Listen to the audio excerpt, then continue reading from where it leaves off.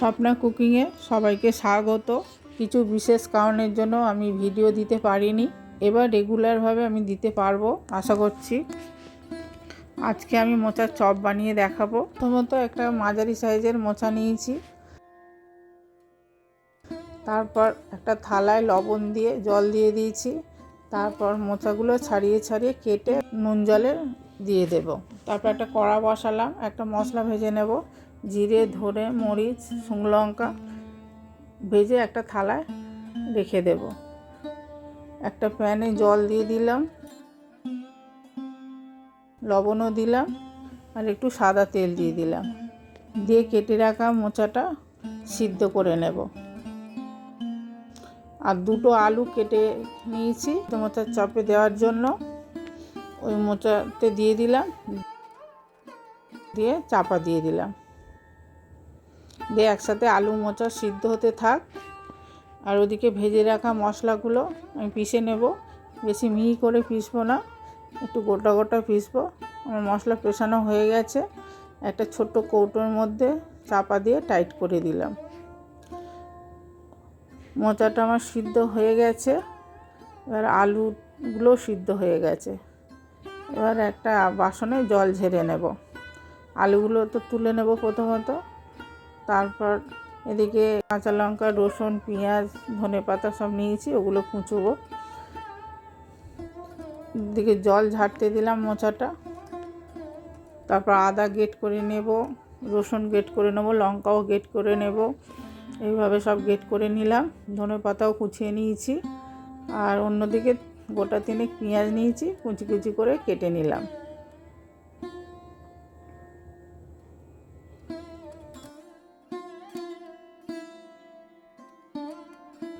একটা প্যান বসিয়ে দেব, তাতে 3 চামচের মতন সর্ষের তেল দিয়ে দেব, গোটা জিরে দেব আর একটা শুকনো লঙ্কা কেটে দেব।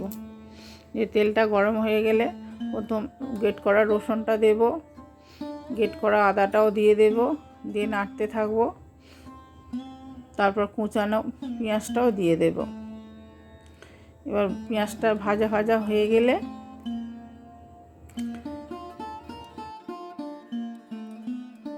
আর লঙ্কাও দিয়ে দেব। সিদ্ধ করা মোচাটাও ঢেলে দেব, দিয়ে মোচাটা ভালো করে ভাজতে থাকবো। এর হলুদ গুঁড়ো, লঙ্কার গুঁড়ো, জিরে গুঁড়ো, ধনে গুঁড়ো আর গরম মশলার গুঁড়োও দিয়ে দেব। দিয়ে এটা ভালো করে নাড়তে থাকবো যতক্ষণ না ভাজা ভাজা হচ্ছে। তারপর আলু সিদ্ধটা একটু চটকে নিয়ে ওর মধ্যে দিয়ে দেব, দিয়ে আবারও ভালো করে ভাজতে হবে। ভাজা ভাজা হয়ে গেলে ভেজে রাখা বাদাম কিছু দিয়ে দেব, তারপর ধনেপাতা কুচিটাও দিয়ে দেব, দিয়ে ভেজে রাখা মশলাটাও দিয়ে দেব। দিয়ে ভালো করে নেড়ে চেড়ে নিয়ে লবণও দিয়ে দেব, দিয়ে নেড়ে চেড়ে একটা থালার মধ্যে দিয়ে দেব। ঠান্ডা হয়ে যাওয়ার পর এবার গোল গোল আকারে চপ বানিয়ে নেব। পুরটা আমি গোল আকার দিয়ে চপটা বানাবো। এইভাবে সব পুরটা গোল আকার দিয়ে দেব।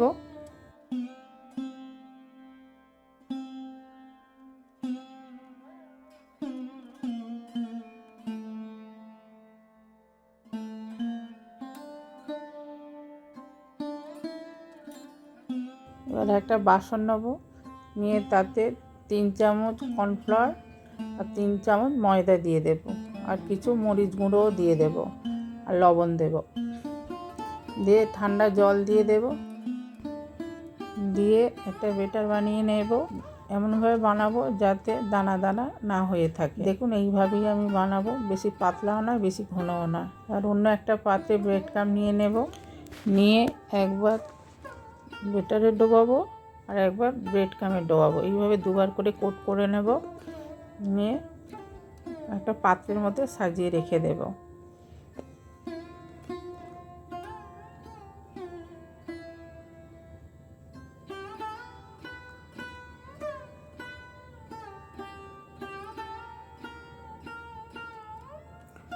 অন্যদিকে গ্যাসে একটা প্যান বসিয়ে দেব, দিয়ে পরিমাণ মতো তেল দেবো ভাজার জন্য।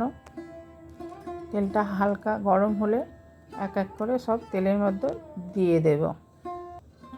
হালকা আঁচে ভাজবো, খুব বেশি আঁচেও ভাজবো না, ধীরে ধীরে ভাজবো যাতে ভালোভাবে ভাজাটা হয় বা ভেতর পর্যন্ত ভাজা হয়ে যায়। দেখুন এইভাবে উল্টে পাল্টে ভাজতে থাকবো।